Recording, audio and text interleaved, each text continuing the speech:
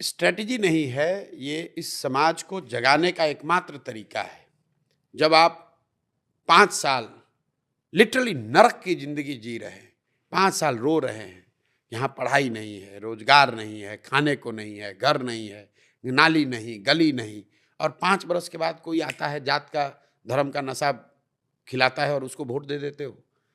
उस समय वो नशा उसको न चढ़े, उसको रोकने का एक ही उपाय है, बच्चों की कसम, कि अपने बच्चों के सर पर हाथ रखकर, और ये मैं पूरे सभा में हर गांव में कराता हूं, अपने बच्चों के सर पर हाथ रखकर बोलो। और लोग बोलते हैं, लोग बोल रहे हैं, हर गांव में बोल रहे हैं। भावुक करने वाली चीज है कि अपने बच्चों के लिए वोट दो, और मैं कहता हूं जिसको देना है दो। ये कभी नहीं कहा कि जनसुराज को दो, कभी नहीं कहा प्रशांत किशोर को दो, आगे भी नहीं कहूंगा। यही कह रहा हूं कि एक ही संकल्प लो, इस बार नेताओं के बच्चों को नहीं, अपने बच्चों के लिए वोट दो। सारा बात का क्या आप अपने ऊपर कहते, गुड़ खा गुलगुले परहेज कर लिए। तो ये स्ट्रेटजी नहीं तो है, पूरा नेता बन गया। इस समाज को जगाने का शायद एकमात्र तरीका है। अच्छी बात है, क्योंकि आप देखिए, हम लोग यहाँ सबसे बड़ा व्रत क्या है? छठ। छठ का व्रत लोग क्यों करते हैं? अपने बच्चों के लिए करते हैं। इस गरीब बदहाल बिहार में साल भर मजदूरी करने वाला आदमी एक बार जीवन में अगर उसको छुट्टी लेना है तो छठ में लेता है। क्यों? दिवाली नहीं आते, दिवाली में नहीं आएगा मैंने, हाँ। छठ, वो होली में नहीं आएगा, छठ में आएगा। हाँ। क्योंकि लोगों की ऐसी मान्यता है कि छठ से उनके बच्चों का कल्याण होगा। ठीक बात। इसलिए जनसुराज सिर्फ और सिर्फ बच्चों की बात कर रहा है। मैं अब इसी को क्वेश्चन पलटता हूं, इमोशनल बात पे इमोशनल सवाल पूछता हूं। आपने, प्रशांत किशोर जी कहते हैं अपने बच्चों के सर पे हाथ रख कसम खाओ। कसम नहीं खाओ, मतलब उनको देखो, अपने बच्चों के चेहरा को देखो और उसके आधार पर। चलिए अभी आपने एक बार कभी नहीं, कसम खा के मैं दूसरी चीज पूछता हूं। चल, हम सवाल अलग है। प्रशांत किशोर जी कहते हैं जिन्होंने बिहार को बदहाल किया उनको वोट ना दो, नेताओं को बच्चों की आंखों में देखो। प्रशांत किशोर जी अगर सिंगल मेजॉरिटी नहीं बना पाए तो क्या वो भी अपने बच्चों को कसम खाते कि मैं भी इन दोनों से नहीं जुड़ूंगा? मेरे बच्चे तो नहीं, मेरा एक बच्चा है। हाँ। मेरा एक ही बेटा है, और मैं आपको बता रहा हूं कि सवाल ही नहीं पैदा होता है। जनसुराज 200 ना बच्चों का आप कह रहे थे, मैं कह रहा हूं। हाँ। आ रहा हूं उस पर, पूरी बात सुन लीजिए। जनसुराज 243 सीट लड़ेगा, 242 नहीं। तो कोई अलायंस किसी भी तरह का सवाल ही नहीं पैदा होता है। प्री। दूसरा, मेरा अपना आकलन है कि जनसुराज या तो अर्श पर या फर्श पर। लेकिन अगर आपकी बात मान ही ले कि भैया कोई ऐसी स्थिति बन जाए या आपकी पूर्ण बहुमत न बने, तो जनसुराज और प्रशांत किशोर 5 साल फिर पैदल चलेंगे, फिर लोगों को समझाएंगे, तभी वापस आएंगे। ये तो बात कर दी ना आपने, इसमें बच्चों को क्यों नहीं लाया? आप दुनिया के बच्चे बता रहे हैं बिल्कुल कि आप अपने बच्चों का आंखों में देखिए। आप भी अपने बच्चे को दिमाग में रखिए और आप कहिए कि मैं भी कह रहा हूं कि मैं अपने बच्चे को दिमाग में कह रहा हूं कि मैं बीजेपी, कांग्रेस, जेडीयू, आरजेडी से नहीं जुड़ूंगा। भाई मेरे, हम इसको आप जैसे ही मैं कहूंगा, आप कहोगे ये तो अरविंद केजरीवाल ने भी कहा था। अरे उनको छोड़ दीजिए, वो तो बदल गए। आप तो कह रहे हैं छोड़ दीजिए। मैं जो कह रहा हूं आप उसको लिख लीजिए। जनसुराज किसी से गठबंधन, किसी भी तरह का गठबंधन, ना प्री ना पोस्ट, चाहे पक्ष में हो या विपक्ष में हो। मैं कह रहा हूं अगर हमको 0 सीट आएगा तो प्रशांत किशोर 5 साल और चलने को तैयार हैं, लेकिन बिहार को बदले बगैर मानेंगे नहीं। चाहे हमको 5 साल चलना पड़े कि 2 साल चलना पड़े, बदले बगैर मानेंगे नहीं। अब ठीक है, अब जनता का एक और सवाल। आपकी सरकार बन गई, अब आपने कहा कि बिहार का बच्चा पलायन कर रहा है। आज बिहार की जो मैं बड़ी समस्या देखता हूं, लड़का पलायन करना पड़ता, छोटे छोटे पैसों के लिए दिल्ली में काम कर रहा है, स्वास्थ्य सुविधाएं बड़ी बदहाल है, स्कूल कॉलेजेस उस हिसाब से नहीं है, सब कुछ बदहाल है। हाँ, मतलब एक होता है कि प्रदेश में बदहाली है, बिहार में बदहाली में प्रदेश चल रहा है जी। अब ये कैसे बदल जाएगा? आपकी सरकार मान लीजिए बन भी गई, जैसे फिर मैं केजरीवाल जी को लाऊंगा। बिल्कुल, केजरीवाल जी जब आए बिल्कुल ठीक बात, झोला था, अब कह रहे जी हम क्या करें जी, सारी समस्या तो उधर थी। तो अब आप छोड़िए, आप हमसे ही पूछिए, आप कैसे बदल दोगे? कैसे बदल देंगे?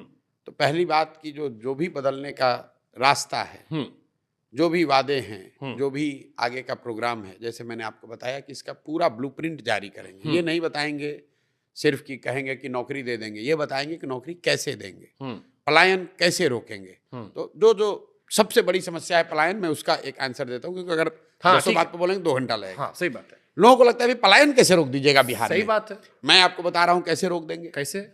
बिहार में श्रम का पलायन क्यों है, पहले इसको समझिए। बिहार में श्रमिकों का, मजदूरों का पलायन इसलिए है क्योंकि यहाँ से पूंजी और बुद्धि का पलायन है। बिहार से आपको, आप पत्रकार हैं, आरबीआई का आंकड़ा निकालिए, पिछले 30-32 सालों में 1990 के बाद बिहार के बैंकों ने 26 लाख करोड़ रुपया यहां से पूंजी दूसरे जगह ट्रांसफर कर दिया। आरबीआई एक आंकड़ा जारी करता है सीडी रेशियो। देश भर में सीडी रेशियो 70-75% होता है, मतलब जितना पैसा आप बैंक में रखते हैं 70-75% पैसा बैंक लोन के तौर पर आपको देता है, समाज को देता है, ताकि आप घर बना सकें, गाड़ी खरीद सकें, रोजी रोजगार कर सकें। बिहार में सीडी रेशियो है एवरेज 40%। लालू जी के जमाने में 18% था, अभी नीतीश की सरकार में 40% है। इसका परिणाम क्या हो रहा है? पिछले वित्तीय वर्ष में बैंकों ने यहां से 2,60,000 करोड़ रुपया दूसरे राज्यों में ट्रांसफर किया है। ये पैसा जा कहाँ रहा है? ये पैसा जा रहा है गुजरात, कर्नाटक, केरल, तमिलनाडु, आंध्र प्रदेश, तेलंगाना। वहां पर सीडी रेशियो कितना है? 90, 95, 100, 105। अब इसका असर क्या होता है? मान लीजिए कि अगर आपको लोन न मिले तो आप गाड़ी खरीद पाएंगे? अगर आपको लोन न मिले तो क्या आप अपना बिजनेस कर पाएंगे? अगर बिहार के लोगों को नोएडा में घर खरीदना है, उसको लोन नोएडा में मिल जाएगा, लेकिन बिहार के आदमी को पटना में घर बनाना है, बैंक वाला लोन नहीं देगा। तो जो पूंजी की उपलब्धता है वो सबसे जरूरी है। तो जो हम लोग बना रहे हैं कि 15 साल से कम उम्र के बच्चे को इतनी अच्छी शिक्षा दो कि वो व्यवस्था और राज्य पर बोझ ना बने। 15 साल से 45-50 साल के लोगों को, जिनको फिर से पढ़ाया नहीं जा सकता है, उनको आप पूंजी उपलब्ध कराओ ताकि वो रोजी रोजगार कर सके। जैसे इसके लिए सर फंड आना होगा। नहीं, फंड तो आपको बता रहे हैं, कॉलेज के फंड बजट से नहीं आना है। अगर यहाँ के बैंक, हमको बाहर से पैसा नहीं चाहिए, जो आएगा वो बात का देखा है। बिहार की गरीब जनता ने पिछले फाइनेंशियल ईयर में 4,61,000 करोड़ रुपया बिहार के बैंकों में जमा किया। और अगर देश का औसत सीडी रेशियो आप देखेंगे तो बिहार में लोगों को 2,80,000 करोड़ रुपया लोन मिलना चाहिए था। लोन मिला 1,60,000 करोड़। तो हम लोग का तो 1,20,000 करोड़ रुपया ऐसे ही चला गया। बिहार का पूरा बजट है 2,40,000 करोड़। आप बजट की चर्चा कर रहे हैं, और 2,60,000 करोड़ रुपए जो हम लोग के बचत का पैसा है, जिससे यहाँ के लोग मोटरसाइकिल खरीदते, गाड़ी खरीदते, घर बनाते, बिजनेस करते, उस पर कोई बात ही नहीं कर रहा है। अब आप एक मिनट, आप कहिएगा भाई बिहार में नहीं हो रहा है, तो इसकी तो कोई चर्चा हुई नहीं कभी। मेरे भाई, ये बैंकों की स्वायत्तता नहीं है कि वो जितना पैसा चाहें उतना ही लोन दें। एक वैधानिक उन पर ये उनकी जिम्मेवारी भी है कि उनको 70% पैसा लोन के तौर पर देना ही देना है। बजाब्ता मुख्यमंत्री के चेयरमैनशिप में एक कमेटी होती है जो कि हर महीने जिसको देखना है कि ये पैसा पूंजी लोगों को उपलब्ध हो। लेकिन बिहार में जैसे टीचर, दरोगा, डॉक्टर, इंजीनियर, अफसर बात नहीं सुन रहा है सरकार की, वैसे बैंकर भी नहीं सुन रहे हैं। एक मेरी बात पूरी होने दीजिए। आप इसका एक उदाहरण देखिए। मान लीजिए कि आप एक युवा हैं जिसको बाल काटने आता है बिहार में। आपके पास 20,000 रुपया है। आप बैंक में गए कि अगर हमको 80,000 रुपया लोन मिल जाए तो मैं एक सैलून डाल दूंगा, 4-5 लोगों को रोजगार भी दूंगा, अपना परिवार भी चलाऊंगा। बैंक से लोन मिला नहीं। अब आप 20,000 का इस्तेमाल कैसे करेंगे? 5,000 रुपया किसी जॉब के दलाल को देंगे, ठेकेदार को देंगे, जो आपको बॉम्बे में किसी सैलून में नौकरी दिलाएगा। 5,000 रुपया का ट्रेन का टिकट, बस का खरीदेंगे, वहाँ जाकर खोली में रहने का, स्लम में रहने का एडवांस देंगे। वो 20,000 का मूलधन भी गया, बॉम्बे में खर्चा हो गया। और जो आदमी यहाँ पर सैलून चलाकर एक छोटा व्यवसायी एंटरप्रेन्योर हो सकता था, 4 लोगों को रोजगार दे सकता था, अब वो बॉम्बे में जाकर मजदूरी कर रहा है, बाल वहाँ भी काट रहा है। बाल काटने उसको आता है, लेकिन वो बाल पूंजी के अभाव में मजदूर बन के काट रहा है। अगर उसको पूंजी होती तो बिहार में वो छोटा एंटरप्रेन्योर बन के होता है। आप नोएडा में देखिए, दिल्ली में देखिए, बॉम्बे में देखिए, जितने लोग काम कर रहे हैं, घर बनाने वाले, प्लम्बर हैं, इलेक्ट्रीशियन हैं, फॉल सीलिंग वाले, सब यूपी बिहार के लोग हैं। ठीक है। मेरे भाई, अगर बिहार में घर बनेगा तो वो लड़का दिल्ली में क्यों काम करेगा? मैं 100% और बिहार में घर कब बनेगा? पुराने जमाने में, हम लोग के पिताजी के टाइम में, उनके जनरेशन में घर कैसे बनता था? आपने 2 साल पैसा कमाया, कुछ पैसा बचाया, 4 कमरे बनवाए, फिर लिंटर करवाया, फिर पैसा आया तो 2 कमरे और बनवाए। अब क्या है, आप जाते हैं बैंक में, आपको 50 लाख रुपया लोन मिलता है, आप घर पूरा बनाते हैं। अगर उतने घर बन रहे हैं तो उतना ज़्यादा सीमेंट कंज्यूम हो रहा है, उतने ज़्यादा रोजगार के अवसर आ रहे हैं। तो जो हमारे साथ दुनिया भर के इकोनॉमिस्ट, जिनको मैंने साथ में जोड़ा है, जो हम लोगों ने मॉडल बनाया है कि अगर बिहार में पूंजी की उपलब्धता को ठीक कर दिया जाए तो बहुत बड़े पैमाने पर डिस्ट्रेस माइग्रेशन को रिवर्स किया जा सकता है। True, factual. मुझे ये बात समझ में भी आ रही जो आप बता रहे हो, मुझे समझ रहा हूँ। लेकिन फिर मेरे मन में एक बहुत मासूम सा सवाल आ रहा है जो शायद बहुत सारे दर्शकों के मन में आएगा कि ये बात आप नीतीश जी को क्यों नहीं समझा पाए? इसलिए नहीं समझा पाए, पार्टी में बड़े पद पर नहीं, बड़े पद पे नहीं थे। मैं नीतीश जी की सरकार 15 में बनी, सब मैं ही कर रहा था। हाँ। इसलिए नहीं कर पाए कि नीतीश जी जिस विचारधारा से आते हैं उनके लिए पूंजी जो है वो टैबू है। बिहार को जिन लोगों ने चलाया है, ये समाजवाद के नाम पर, इनके लिए पूंजी, capital, capitalist, wealth creation itself is a taboo. They want to distribute wealth without thinking about कि अगर वेल्थ क्रिएट नहीं करोगे तो डिस्ट्रीब्यूट कैसे करोगे। तो समानता समाज में लाने के दो तरीके, जो ऊपर है नीचे वाले को ऊपर खींच के सबको बराबर किया जा सकता है। तो बिहार में ये जो डिस्टॉर्टेड सोशलिज्म है, इसमें एक नई तरह की व्यवस्था बनाई गई। इसमें ये तय, इन नेताओं ने तय किया कि सबको नीचे ला दो, तो बन गया समतामूलक समाज। बिहार में पहले, मैं सरकारी विद्यालय में पढ़ा हूँ बिहार में, हम लोग के यहाँ शिक्षा व्यवस्था बहुत अच्छी नहीं थी, कभी भी नहीं रही है। लेकिन हर प्रखंड में, जिले में आप लोगों से पूछिएगा, एक दो विद्यालय ऐसे थे जहाँ आप पढ़िएगा, पटना कॉलेज आ गए, पटना साइंस कॉलेज आ गए, तो आपका जीवन बन जाएगा। नेतरहाट यहाँ ही पर बिहार में था, जहाँ से 1500 से ज़्यादा IAS IPS एक स्कूल से निकले हैं। नोबा का एसोसिएशन, मुझे लगता है कि सबसे ज़्यादा IAS IPS अगर किसी एक स्कूल से आए होंगे, वो नेतरहाट बिहार का स्कूल है। लेकिन ये जो, जब ये नई समाजवादी समतामूलक व्यवस्था बनी, तो इसमें नीतीश कुमार ने क्या किया कि शिक्षा को समतामूलक बनाने के चक्कर में हर गांव में इन्होंने विद्यालय खोल दिए, विद्यालय के नाम पर भवन बना दिए। नतीजा क्या हुआ, स्टेट के पास उतना रिसोर्स है नहीं कि उतनी बड़ी व्यवस्था को सपोर्ट करे। तो जहां भवन बना वहां शिक्षक नहीं है, जहां शिक्षक है वहां भवन नहीं है, जहां दोनों है वहां पढ़ाने की व्यवस्था नहीं है, जहां तीनों है वहां बच्चे नहीं है, जहां सब है वहां पढ़ाई नहीं है। मैं आपको सही बता रहा हूं, जहां सब है वहां पढ़ाई नहीं है। आप साइंस कॉलेज में चलिए, CB रमन ने वहां आकर लिखा है फिजिक्स के लैब में कि this is one of the finest physics lab I have seen at this level of college anywhere in east Asia. उस साइंस कॉलेज में लोग कहते हैं कि बिहार में नियोजित शिक्षक का क्वालिटी खराब है, इसलिए शिक्षा व्यवस्था खराब हो गया। कोई कहेगा कि खिचड़ी बट रहा है इसलिए खराब हो गया है। मेरा उनको सवाल होता है कि भाई, खिचड़ी तो 6वीं क्लास तक बट रही है, 7वें 8वें क्लास में पढ़ाई क्यों नहीं हो रही है? नियोजित शिक्षक तो स्कूल में पढ़ा रहा है, पटना साइंस कॉलेज और पटना कॉलेज में क्यों नहीं पढ़ाई हो रही है?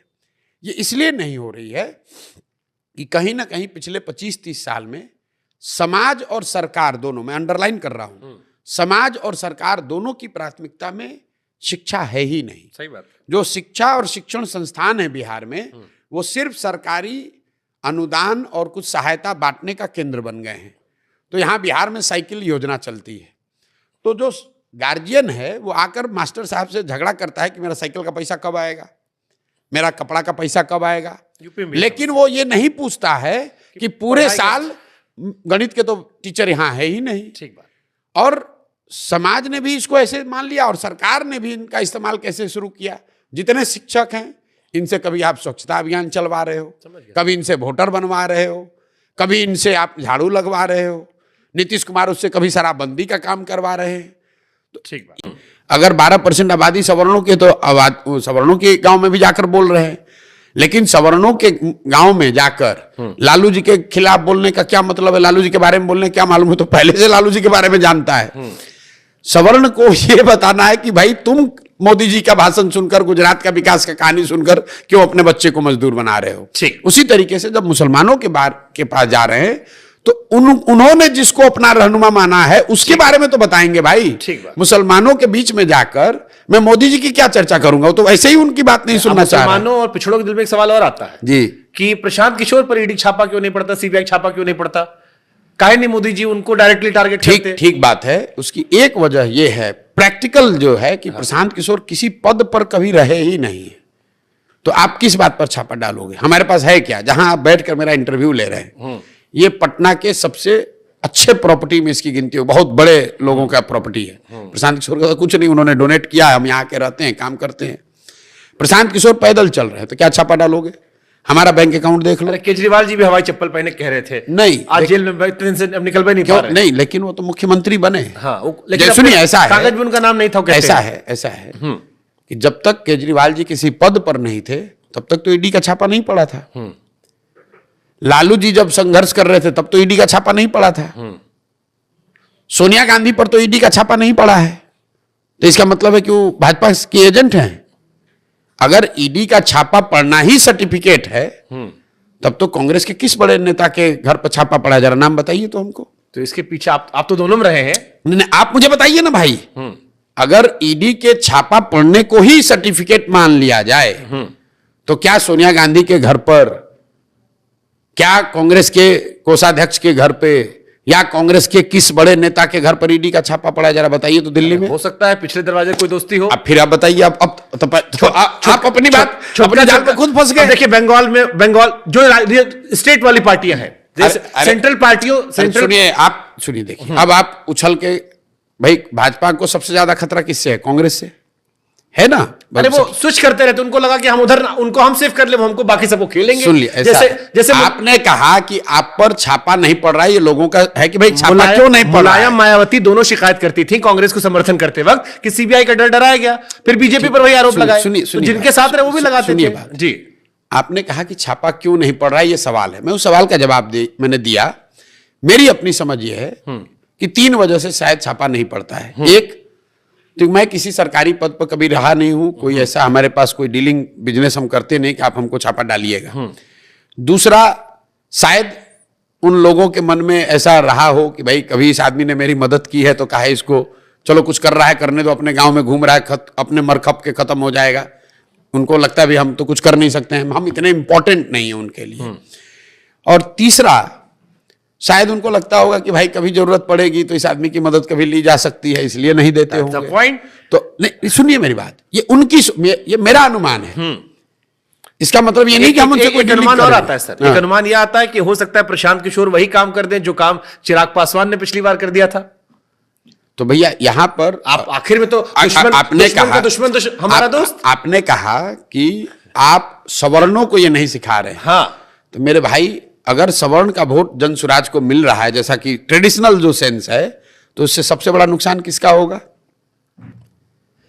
अगर सवर्ण बिहार में जनसुराज को वोट दें तो उससे सबसे बड़ा नुकसान, राजनीतिक नुकसान किसको होगा? सवर्ण को आप सिखा कहा रहे हैं आपको वोट दे। अरे भाई, आप तो पिछड़ी जातियों में, मुसलमानों में जाकर सबसे ज्यादा हल्ला बोल कर रहे हैं, उनको टिकट दे रहे हैं, उनको अध्यक्ष बना रहे हैं, तो आपको वोट तो वहीं से मिलेगा जो किसको? आरजेडी का वोट है हार्डकोर। आरजेडी का पिछड़ा कब से वोट देता है? अरे नीतीश जी का 2 ही पार्टी अपडेट कर रहे हैं। अरे भाई, नीतीश जी तो भाई, तो भाजपा का ही नुकसान होगा ना। तो भाजपा तो पिछली बार भी आरोप लगा था नीतीश जी कमजोर कर रही थी ताकि उनका सीएम बन जाए। तो भाजपा वाले मुझे खड़ा करके अपना ही नुकसान करा रहे हैं। आपके साथ मिलकर सरकार बना ले। चलिए ठीक है, अब आखिरी एक थोड़ा सा देखिए, हंसी मजाक का सेगमेंट। शंकाओं का तो कोई अंत नहीं है, और मैं कितना भी कुछ कहता रहूं, जिसको जो कहना है वो कहेगा। सही बात। अल्टीमेटली सत्य की एक अपनी ताकत है। सही बात है। और सत्य ये है कि हमने अपना जीवन अभी 8 साल 10 साल जो भी लगे, वो बिहार को सुधारने के लिए लगाया हुआ है। कोई भी प्रलोभन किसी भी तरह का, वो मुझे इससे डिगा नहीं सकता है। ना कोई डर, ना कोई प्रलोभन, ना कोई प्रेशर मुझे इससे डिगा नहीं सकता है। मैं जो कर रहा हूं यही करता रहूंगा। आखिरी 1 मिनट, कुछ सवाल हमने रखे, इसमें 1 लाइन का जवाब आपको समझाना है। ये जनता के सवाल थे, बिहार को ज्यादा नुकसान किसने पहुंचाया, नीतीश जी ने या लालू तेजस्वी परिवार ने? दोनों ने मिलकर। इन दोनों से ज्यादा नुकसान बिहार को पहुंचाया है कांग्रेस और भाजपा ने, क्योंकि लोगों को यह पता नहीं है, लालू जी अपने दम पर सिर्फ बिहार एक ही बार जीते। नीतीश कुमार आज तक बिहार अपने दम पर नहीं जीत पाए। इन दोनों को जनता पर थोपे रखने की जिम्मेवारी जो है वो कांग्रेस की है। कांग्रेस ने चंद सांसदों के लालच में बिहार को लालू के हाथ में बेचा। आज भाजपा वही कर रही है। 12-15 सांसदों के लिए, अपने समीकरण के लिए उन्होंने बिहार की जनता को नीतीश के हवाले करके छोड़ दिया है भुगतने के लिए। ठीक है, ज्यादा डेमोक्रेटिक कौन है, नरेंद्र मोदी या ममता बनर्जी? ज्यादा डेमोक्रेटिक कौन है? हमने कहा थोड़ा ट्विस्ट दे। मतलब फिनिश लाइन पर आपको देखना पड़ेगा, लेंस लगा तो करके। डेमोक्रेसी ज्यादा डेमोक्रेटिक मैं वही तो कह रहा हूं, एकदम जैसे होता है ना, टाई हो गया। अब लेंस लगा कर देखना पड़ेगा थर्ड एम्पायर को भेज तो के। अंदर से देखिए ना। नहीं, देखिए, नेताओं में इस तरह के कंपैरिजन का कोई मतलब नहीं है। ठीक है। दूसरी बात है कि ममता बनर्जी मुख्यमंत्री हैं, नरेंद्र मोदी प्रधानमंत्री हैं। उस नजरिए से भी ममता बनर्जी कितनी ऑटोक्रेटिक होंगी, वो जब प्रधानमंत्री बनेंगी तब देखा जा सकता है। तो मोदी जी की तुलना अगर हो तो इंदिरा गांधी से की जा सकती है, ममता बनर्जी से तुलना तो कैसे की जाएगी? ममता दीदी खिलाफ आप नहीं जा रहे सर, नहीं, क्योंकि ममता बनर्जी मुख्यमंत्री हैं, खिलाफ और पक्ष की बात नहीं है। आप मुख्यमंत्री की तुलना कर रहे हैं प्रधानमंत्री के तौर पर। मैं तो पार्टी के अंदर डेमोक्रेसी की बात कर रहा हूं, स्टाइल ऑफ वर्किंग में डेमोक्रेसी। मैं तो देश के हिसाब से बात ही नहीं कर रहा। मैं आपको बता रहा हूं, किसी भी पार्टी में बाय एंड लार्ज कहीं पर यहां इंटरनल डेमोक्रेसी है नहीं, वो थोड़ा कम या ज्यादा ठीक बात, एक ही बात है। ठीक बात। योगी आदित्यनाथ और अमित शाह में आपकी नजर में, बिकॉज अब मैं आपसे जनस्वराज थोड़ा हटकर ही पूछ ले रहा हूं ज्ञान लेने के लिए, आपकी नजर में बीजेपी का फ्यूचर कौन है? क्योंकि अभी बड़ा चर्चा चल रही है कि कुछ अंदर खाने चल रहा है। देखिए, ये सवाल पहले भी पूछा गया है दूसरे शब्दों में, नॉट एज दिस ऑब्जेक्टिव कि ये होंगे कि ये होंगे। मैं ये नहीं जानता हूं कि कौन होगा। मैं इतना जानता हूं कि भाजपा का लीडर जो भी होगा वो नरेंद्र मोदी से ज्यादा हार्डलाइनर होगा, क्योंकि